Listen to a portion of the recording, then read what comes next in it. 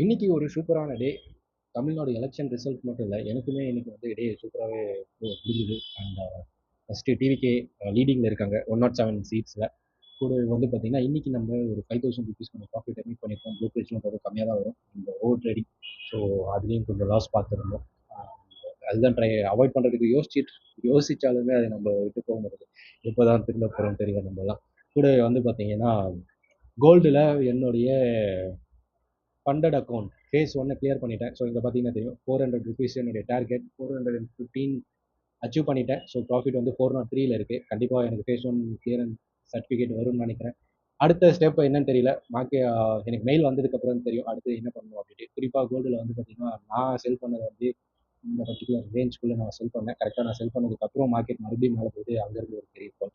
And இதுக்குள்ளேயே நான் வந்து பார்த்தீங்கன்னா அரௌண்ட் ஒரு $100 $150 கிட்ட ப்ராஃபிட்டை மேக் பண்ணிட்டேன். ஸோ அதனால் பேச முடிச்சதுக்கப்புறம் நான் வந்து ஓவர் ட்ரேட் பண்ண விரும்பல. அதனால இருக்கிறத நான் சேஃபாக வச்சுக்கிட்டேன். ஏன்னா நம்ம கை சும்மா இருக்காது. திருன்னு ஏதாவது போய் கை வச்சு அப்புறம் லாஸில் முடிஞ்சிச்சுன்னா மறுபடியும் இந்த ஃபண்டட் அக்கௌண்ட்டை ஃபேஸை கிளியர் பண்ணணும். அது ஒரு பெரிய டாஸ்க். ஸோ பொறுமையாகவே ஸ்டார்ட் பண்ணலாம் அப்படின்ட்டு. ஸோ வெயிட் பண்ணலாம். நெக்ஸ்ட் அப்டேட் என்ன சொல்கிறாங்க ஃபண்டட் அக்கௌண்ட்டில் அடுத்து என்ன பண்ணணும் அப்படின்ட்டு. அண்ட் நீங்கள் வந்து யாருக்கு ஓட்டு போட்டீங்க?